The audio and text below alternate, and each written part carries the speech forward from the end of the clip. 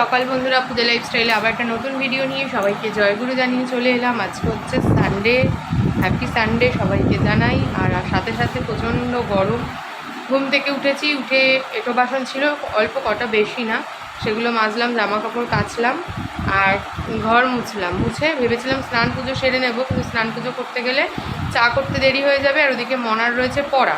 মনা যেহেতু মার বাড়ি রয়েছে, গণেশ মার বাড়ি থেকে মনাকে নেবে, তারপর পড়াতে দিয়ে আসবে। সেই জন্য চা না তাড়াতাড়ি করে দিলে হবে না, এই জন্য স্নান পুজো না সেরেই আগে চা বানাতে চলে এসেছি। বলো, কিছু বলবা? এখন চা বানিয়েছি, চা বিস্কুট খাবো, তাহলে স্নান পুজো পরেই করব, কারণ এমনিতেও সবজি বাজার এই সমস্ত আনলে গোছাতে হবে, তাহলে তারপরেই করব আজকে বাজার। এই বাজার বলছি, সরি। এখন জল দেবো, জল দিইনি, কালকে জল খেতেই ভুলে গেছি।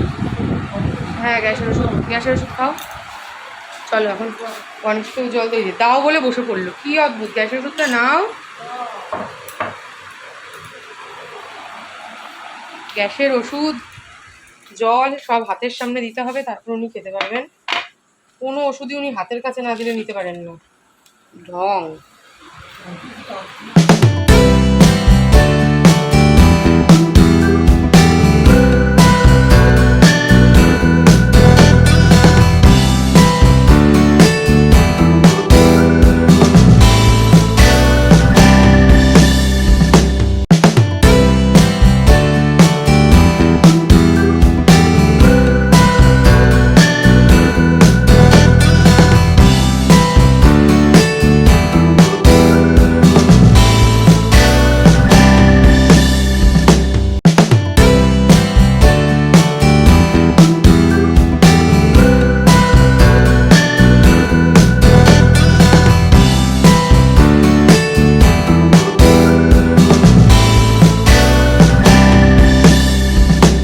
সমস্ত ভাজ করেছি, এবার জাগার জিনিস জায়গায় রাখার পালা, সাথে ছাতাও। ছাতাটাকেও এটার সাথেই ভাজ করলাম। ছাতাটাকে আমার মেয়ে নিয়ে এসে চেয়ারের উপর রেখে দিয়েছে জামা কাপড়ের সাথে। আর ছাতাটা দরকার হয়নি বলে ছাতার আর খোঁজও পড়ছিল না। এখন দেখছি জামা কাপড়ের ভেতর ছাতা ঢুকে আছে। কি বলবো বলো, আমার মেয়ের কাজই এরকম। আমার মেয়ে বলো বা বর বলো, কেউই ওই জায়গার জিনিস জায়গায় আর রেখে উঠতে পারে না।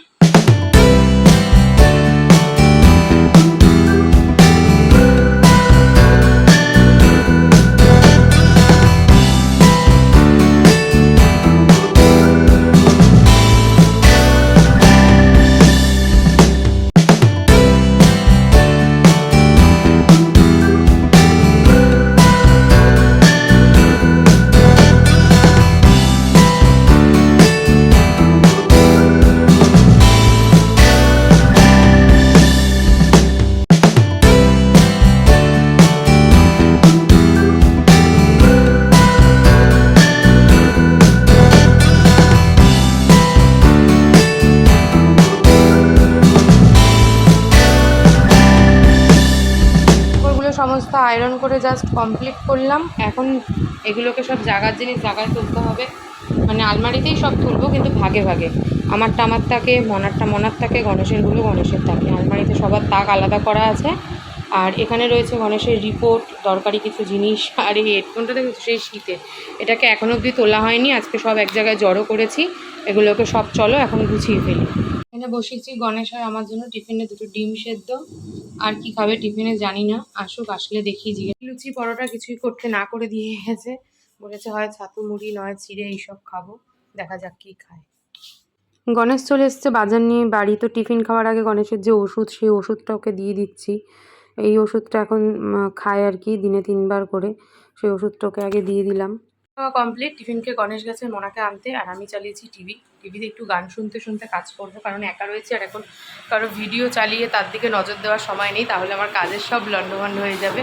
এই ঘরের বিছানাটাতে তো কেউ শুই না, মোটামুটি তাও গুছিয়েছি।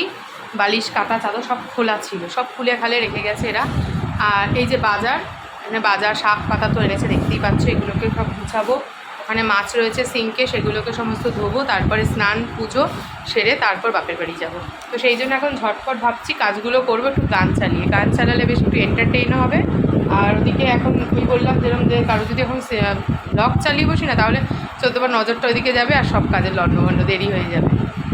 দেখতেই তো পাচ্ছ, মাছ টাছ ধুয়ে বসে গেছি শাক সবজি সমস্ত গুছাতে। তো শাকগুলো কাটছে আর উনি দেখো মনাকে নিয়ে এসে ওই বাড়িতে দিয়ে একেবারেই হাঁপিয়ে গেছে, এসে শুয়ে পড়েছে। আসলে শরীরটা ভালো না তো, এখন অল্পতে একটু বেশি ক্লান্ত হয়ে যাচ্ছে এই আর কি।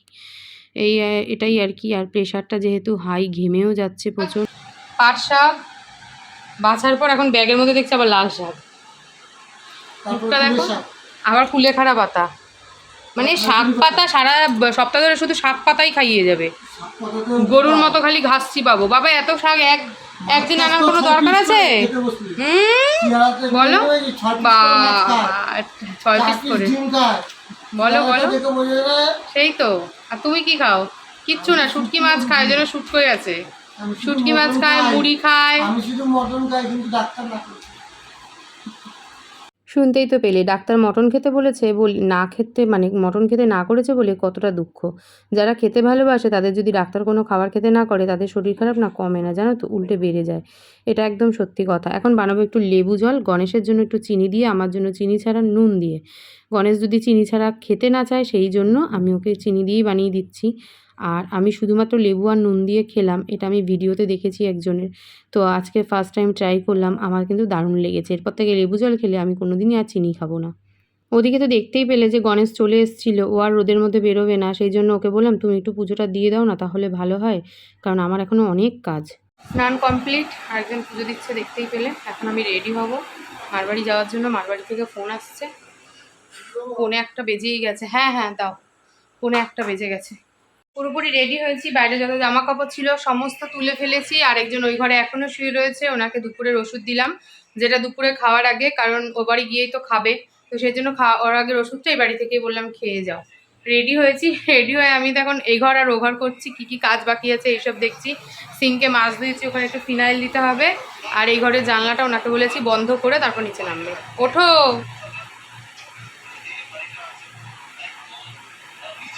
মারবাড়ি যাওয়ার জন্য বেরিয়ে তো পড়েছি, আর কি প্রচণ্ড পরিমাণে রোদ, তোমাদের কি বলবো। এই সামান্য রোদটাও আমার মাথায় লাগলে সারাদিন মাথা যন্ত্রণা হতে থাকে, জানো তো। দেখতেই তো পাচ্ছ কি পরিমাণে রোদ, সে আর কিচ্ছু বলার নেই আমার। মানে ভাষা হারিয়ে ফেলছি, এত পরিমাণে রোদ। এই রোদের মধ্যে যারা বাইরে গিয়ে কাজ করে তাদের পরিস্থিতি ভাবলে পরে আমার যেন গাটা শিউরে উঠছে, সত্যি কথা। শুভ সন্ধ্যা বন্ধুরা, দেখতে পাচ্ছ সেই রোদের থেকে আবারও চলে এসেছি ছায়াতে। কি দারুণ ব্যাপার, তাই না? এখন আমি আর আমার বরমশাই একটুখানি বেরিয়েছি। কোথায় যাচ্ছি? হ্যাঁ, যাচ্ছি কোথায় সেটা তো তোমরা আমার টাইটেল থাম্বনেল দেখে বুঝেই গেছো। এসেছি একটু স্মার্ট বাজারে টুকটাক কিছু জিনিস কেনাকাটা করতে। না খুব হেভি জিনিস না, টুকটাকি কিছু জিনিস, যেমন ধরো ওই আমার ওটস, ডালিয়া, এই টাইপের কিছু টুকটাকি জিনিস আর কি, যেগুলো ধরো মুদিখানা থেকে তোলা হয়নি, বা এগুলোতে এখন খুব অফার রয়েছে। বাড়ি মানে স্মার্ট বাজারে এসে দেখছি প্রত্যেকটা জিনিসে অফার, দারুণ অফার, 50% করে ডিসকাউন্ট বেশিরভাগ সমস্ত জিনিসে। আর সেই পরিমাণে মানে সেই লেভেলে ভিড় আজকে স্মার্ট বাজারে। এত পরিমাণে অফার দিয়েছে সমস্ত কিছুতে, 50% অফার, নাহলে বাই ওয়ান গেট ওয়ান, যে কারণে প্রচুর পরিমাণে ভিড়। আর এই থালা বাটি এগুলো যেন সব সময় নজর কাড়ে। ঘরে হাজার হাজার থাকলেও মনে হয় কি ধুর, ওটা থেকে এটা বেশি সুন্দর, এটা থেকে সেটা বেশি সুন্দর। সত্যি কথা, মানে আমাদের চোখের দৃষ্টি এখানেই মনে হয় আটকে যায়। লিফটে তো উঠেছি এখন দুজন একা, বুঝতে পেরেছো? লিফটকে এরকম কিন্তু ফাঁকা পাওয়া যায় না। ফাঁকা পেয়ে একটু ভিডিও বানিয়ে নিলাম ঝট করে। তারপরে দেখো আবারও নেমেছি। প্রচুর প্রচুর আইটেম আজকে, মানে প্রচুর প্রচুর অফারে রয়েছে, শুধু আইটেম না, প্রচুর প্রচুর অফারে রয়েছে। টুক করে একটা ফটোও ক্লিক করে নিলাম, জাস্ট ওই থাম্বনেলের জন্য আর কি। তারপরে তোমাদেরকে আর কি দেখাবো, এত পরিমাণে ভিড়, নিজেরা জিনিস দেখতে গিয়ে নিজেরাই ঘাবড়ে যাচ্ছিলাম। কাউন্টারে লাইনে দাঁড়িয়ে তো মাথা ফাতা ঘুরে যাচ্ছে, এদিকে ঝুট ঝামেলা অশান্তি লেগে গেছে, দেখো কি পরিমাণে ভিড়। কাউন্টারের লাইনে তো আমাদের প্রায় রাত 10টা বেজে গিয়েছিল, আর কি বলবো তোমাদের।